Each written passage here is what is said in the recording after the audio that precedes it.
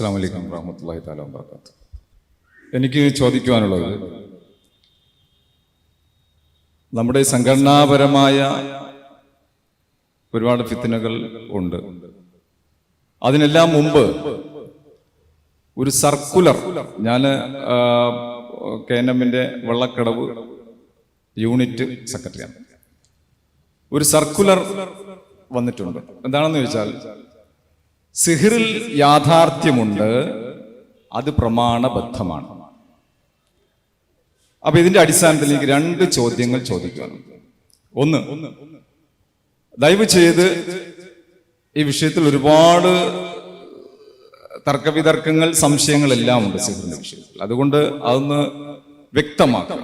പ്രമാണബദ്ധം എന്ന് പറഞ്ഞ ആ പ്രമാണങ്ങൾ ദയവ് ചെയ്ത് ഒന്ന് ഉദ്ധരിക്കുക, പ്രമാണങ്ങൾ ഉദ്ധരിക്കുക. രണ്ടാമത്, ഇത് പ്രമാണബദ്ധമാണ് എങ്കിൽ ഈ പ്രമാണങ്ങളെ മനഃപൂർവ്വം നിഷേധിക്കുന്ന, അവരുടെ യുക്തിക്ക് യുക്തിസഹമായി മറ്റു പല കാര്യങ്ങൾക്കും വേണ്ടി ഈ പ്രമാണങ്ങൾ നിഷേധിക്കുന്നവരുടെ ഇസ്ലാമികമായ വിധി എന്ത്? ഞാനിവിടെ പറയുന്നില്ല അവർ കബറാണോ, അവർ മുർത്തദ്ദാണോ, അതിൽ അവർ ഇസ്ലാമിന് പുറത്താണോ. ഇത് രണ്ട് ചോദ്യങ്ങൾ. ഒന്ന്, ഈ പ്രമാണങ്ങൾ വ്യക്തമായി ഇവിടെ വിശദീകരിക്കുക. രണ്ട്, ഈ പ്രമാണങ്ങൾക്ക് വിരുദ്ധമായി പ്രവർത്തിക്കുന്ന ആളുകൾക്കെതിരെയുള്ള ഇസ്ലാമിന്റെ വിധി. അസ്സലാമു അലൈക്കും. സഹോദരൻ സക്കീർ സാഹിബ് സൂചിപ്പിച്ച ഒരു പരാമർശം തിരുത്തുകയാണ്. KNM യൂണിറ്റിന്റെ വള്ളക്കടവ് സെക്രട്ടറി എന്ന് പരിചയപ്പെടുത്തിക്കൊണ്ടാണ് അദ്ദേഹം ഇവിടെ ചോദ്യം ഉന്നയിച്ചത്. അത് തിരുത്തുകയാണ്. കാരണം KNM-ന്റെ ജില്ലാ സെക്രട്ടറി എന്നുള്ള നിലയിൽ ഈ ഉള്ളവൻ അറിയാം തിരുവനന്തപുരത്ത് ഏതൊക്കെയാണ് യൂണിറ്റുകൾ ഉണ്ട് എന്നുള്ളത്. അവിടെ KNM-ന്റെ യൂണിറ്റ് സെക്രട്ടറി എന്ന് പറയുന്നത് സക്കീർ സാഹിബ് അല്ല, അത് 2014 കഴിഞ്ഞ ഒരു സഹോദരനാണെന്ന് മനസ്സിലാക്കുക. അസ്സലാമു അലൈക്കും. KNM-ന്റെ പ്രവർത്തകനാണ് എന്ന് പറഞ്ഞതുമായി ബന്ധപ്പെട്ട തിരുത്തൽ ഇവിടെ നടന്നു. സ്വാഭാവികമായും KNM-ന്റെ പ്രവർത്തകനാണെങ്കിൽ അതിൽ ഒരു സംശയം ഉണ്ടാകേണ്ട ആവശ്യമില്ല. കാരണം കേരള ജംഇയ്യത്തുൽ ഉലമ വളരെ കൃത്യമായി ആ വിഷയത്തിൽ എന്താണ് മുജാഹിദുകളുടെ നിലപാട് എന്ന് വിശദീകരിച്ചതാണ്. അദ്ദേഹം തന്നെ പറഞ്ഞു, സർക്കുലറിൽ പറയുന്നുണ്ട് സിഹിറിന് ഹഖീഖത്തുണ്ട്, സിഹിറിന് യാഥാർത്ഥ്യമുണ്ട് എന്ന് സർക്കുലറിൽ പറഞ്ഞിട്ടുണ്ട്. ആ പറഞ്ഞത് തന്നെയാണ് മുജാഹിദ് പ്രസ്ഥാനം വെച്ചു പുലർത്തുന്ന നിലപാട് എന്നതാണ് നമ്മൾ മനസ്സിലാക്കേണ്ടത്. ആ നിലപാടാകട്ടെ വിശുദ്ധ ഖുർആനിന്റെയും തിരുസുന്നത്തിന്റെയും അടിസ്ഥാനത്തിൽ രൂപീകരിക്കപ്പെട്ടതാണ് എന്നതാണ്. ഞാൻ ദീർഘമായി വിശദീകരിക്കുന്നില്ല. വിശുദ്ധ ഖുർആനിലെ സൂറത്തുൽ ബഖറയിലെ ഒരു വചനത്തിന് അമാനി മൗലവി റഹിമഹുല്ലാ നൽകിയ വിശദീകരണം മാത്രം അല്പം ഞാൻ വായിക്കുകയാണ്. വത്തബഉ മാ തത്ലു ശയാത്തീനു അലാ മുൽക്കി സുലൈമാന വമാ കഫറ സുലൈമാന വലാകിന്ന ശയാത്തീന കഫറു എന്ന് തുടങ്ങുന്ന സിഹിറുമായി ബന്ധപ്പെട്ട ആയത്ത് വിശദീകരിച്ചുകൊണ്ട് അമാനി മൗലവി റഹിമഹുല്ലാ പറയാണ്, ആഭിചാരം, ക്ഷുദ്രം, ഇന്ദ്രജാലം, ചെപ്പടി വിദ്യ, മായാതന്ത്രം, വശീകരണം, ജാലവിദ്യ, കൺകെട്ട്, മാരണം എന്നീ അർത്ഥങ്ങളിലെല്ലാം മൊത്തത്തിൽ ഉപയോഗിക്കുന്ന വാക്കാണ് സിഹിർ. കാര്യകാരണ ബന്ധം മനസ്സിലാക്കുവാൻ പ്രയാസമായ എല്ലാ ഉപായകൃത്യങ്ങൾക്കും സിഹിർ എന്ന് പറയാം. സിഹിറിന്റെ പല വകുപ്പുകളും ഉദാഹരണങ്ങളും പല മഹാന്മാരും വിവരിച്ചു കാണാം. ചുരുക്കത്തിൽ മന്ത്രതന്ത്രങ്ങൾ, ജപഹോമാദികൾ, ഉറുക്കുനറുക്കുകൾ, അക്കക്കളങ്ങൾ, രക്ഷാതകിടുകൾ, കയ്യൊതുക്കം, മെസ്മരിസം, ഹിപ്നോട്ടിസം ആദിയായവെല്ലാം സിഹിറിന്റെ ഇനങ്ങളത്രേ. ഇസ്മിന്റെ പണി, തൊൽസമാത്തെ മുതലായ പേരുകളിൽ അറിയപ്പെടുന്ന വിദ്യകളും അങ്ങനെ തന്നെ. മിക്കതിലും ഭൂതം, ജിന്ന്, മലക്ക്, ദേവൻ, ദേവി, പിശാച്, മരണമടഞ്ഞവർ, നക്ഷത്രഗ്രഹങ്ങൾ ആദിയായ ഏതിൽ നിന്നെങ്കിലുമുള്ള സഹായാർത്ഥനകളും ചില പ്രത്യേക തരത്തിലുള്ള കർമ്മമുറകളും അടങ്ങിയിരിക്കും. ചിലപ്പോൾ ചില മരുന്നുകളും മന്ത്രതന്ത്രങ്ങളും കൂട്ടിയിണക്കിക്കൊണ്ടുമായിരിക്കും. ഗൂഢവും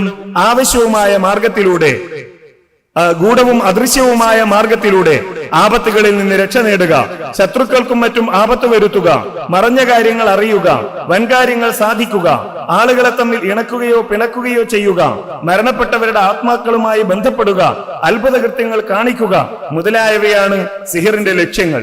മിക്കവാറും ഇനങ്ങൾ യാഥാർത്ഥ്യമില്ലാത്തതും തനി പകുട്ടും മായയുമായിരിക്കും. ചിലതാകട്ടെ മാനസികമായ ചില മാറ്റങ്ങൾ ഉണ്ടാക്കുന്നതും അതുവഴി ചില അനുഭവങ്ങൾ പ്രകടമാക്കുന്നതുമായിരിക്കും എന്നാണ് അമാനി മൗലവി തന്റെ തഫ്സീറിൽ രേഖപ്പെടുത്തിയിരിക്കുന്നത്. അത് തന്നെയാണ് മുജാഹിദുകൾ ഈ വിഷയത്തിൽ വെച്ച് പുലർത്തുന്ന നിലപാട്. വീണ്ടും അദ്ദേഹം ആ ആയത്തിലെ വമാഹും ബിളാരീന മിൻ അഹദിൻ ഇല്ലാ ബിഇദ്നില്ലാ എന്ന ആയത്ത് വിശദീകരിച്ചുകൊണ്ട് പറയുന്നു, ഇന്ന കാര്യം പ്രവർത്തിച്ചാൽ ഇന്ന പ്രതിഫലം ഉണ്ടാകുമെന്ന് അള്ളാഹു നിശ്ചയിച്ചു വെച്ചിട്ടുണ്ട്. ഫലങ്ങളാവട്ടെ നല്ലതും ചീത്തയുമാകാം, ഉപകാരവും ഉപദ്രവവുമാകാം. അതുകൊണ്ടാണ് ചീത്തയും ഉപദ്രവകരവുമായ കാര്യങ്ങൾ അവൻ വിരോധിക്കുന്നതും. ഉദാഹരണമായി വാളെടുത്ത് മനുഷ്യന്റെ കഴുത്തിന് വെട്ടിയാൽ മരണത്തിനിടയാകുമെന്നുള്ളത് അള്ളാഹുവിന്റെ നിശ്ചയങ്ങളിൽ ഒന്നാണ്. അതുകൊണ്ടാണ് വിരോധിക്കപ്പെട്ടിരിക്കുന്നതും. അതേ സമയത്ത് അള്ളാഹുവിന്റെ ഉദ്ദേശവും ഉത്തരവും കൂടാതെ ഒരു കാര്യവും സംഭവിക്കുന്നതുമല്ല. ഓരോന്നിനും കാരണങ്ങൾ നിശ്ചയിച്ചതും ആ കാരണങ്ങൾ ഉണ്ടാകുമ്പോൾ അതത് കാര്യങ്ങൾ സംഭവിക്കുന്നതും അവന്റെ ഉദ്ദേശവും ഉത്തരവും അനുസരിച്ച് തന്നെ. മറ്റൊരു വിധത്തിൽ പറഞ്ഞാൽ അള്ളാഹുവിന്റെ ഉത്തരവും ഉദ്ദേശവും കൂടാതെ സിഹിറിന്റെയോ സിഹിർ ചെയ്യുന്നവന്റെയോ സ്വന്തം കഴിവുകൊണ്ടല്ല സിഹിറിനെ ഒരു ഉപദ്രവ കാരണമാക്കി അള്ളാഹു നിശ്ചയിച്ചത് കൊണ്ടാണ് ഭാര്യ ഭർത്താക്കൾക്കിടയിൽ അതുമൂലം ഭിന്നിപ്പുണ്ടാകുന്നത് എന്ന് സാരം എന്നാണ് അമാനി മൗലവി തുടർന്ന് വിശദീകരിക്കുന്നത്. ഇതാണ് ഈ വിഷയത്തിൽ മുജാഹിദുകൾ വെച്ച് പുലർത്തുന്ന സമീപനം. ഇതാണ് മുജാഹിദുകൾ അവരുടെ ഖുർആൻ പരിഭാഷകളിലും അവിടെ നിന്ന് തുടങ്ങി സർക്കുലറിലും വരെ വിശദീകരിക്കുന്ന ആദർശമായി നമ്മൾ മനസ്സിലാക്കേണ്ടത്. നേരത്തെ പറഞ്ഞ സർക്കുലർ ജമിയത്തുൽ ഉലമ പുറത്തിറക്കിയതാണ്. ഈ പറഞ്ഞതാകട്ടെ കേരള നേതൃത്വത്തിൽ മുജാഹിദീൻ പുറത്തിറക്കുന്ന അമാനി മൗലവിയുടെ പരിഭാഷയിൽ പറഞ്ഞതാണ്. അഥവാ കാര്യകാരണ ബന്ധം മനസ്സിലാക്കുവാൻ പ്രയാസമുള്ള എല്ലാ ഉപായകൃത്യങ്ങൾക്കും സിഹ്ർ എന്ന് പറയുന്നു. അതിന് ഫലങ്ങൾ ഉണ്ടാകും, അത് എങ്ങനെയെന്ന് നമുക്കറിയില്ല എന്നതുകൊണ്ട് അത് നിഷേധിക്കേണ്ടതില്ല എന്നാണ് അമാനി മൗലവി തന്റെ തഫ്സീറിൽ രേഖപ്പെടുത്തുന്നത്. ഇനി രണ്ടാമത് ഇതുമായി ബന്ധപ്പെട്ട ഒരു ചോദ്യം, ഒരാൾ ഇതിനെ നിഷേധിക്കുന്നു, തള്ളിക്കളയുന്നു, എന്ത് ചെയ്യേണ്ടതുണ്ട്, എന്താണ് അയാളെ പറ്റി അഭിപ്രായം എന്നാണ്. നമ്മളെ സംബന്ധിച്ചിടത്തോളം ഈ വിഷയങ്ങൾ ഇന്നോ ഇന്നലെയോ ഉണ്ടായതല്ല. ഈ വിഷയത്തിൽ ലോകത്ത് തന്നെ വ്യത്യസ്തമായ സമീപനങ്ങൾ വെച്ച് പുലർത്തുന്ന പണ്ഡിതന്മാരെ നമുക്ക് കാണാൻ കഴിയും. കേരളത്തിലും വ്യത്യസ്തമായ സമീപനങ്ങൾ വെച്ച് പുലർത്തിയ പണ്ഡിതന്മാരുണ്ട്. നിങ്ങൾക്കറിയാമല്ലോ, മടവൂർ വിഭാഗവുമായി ബന്ധപ്പെട്ട തർക്കമുണ്ടായി.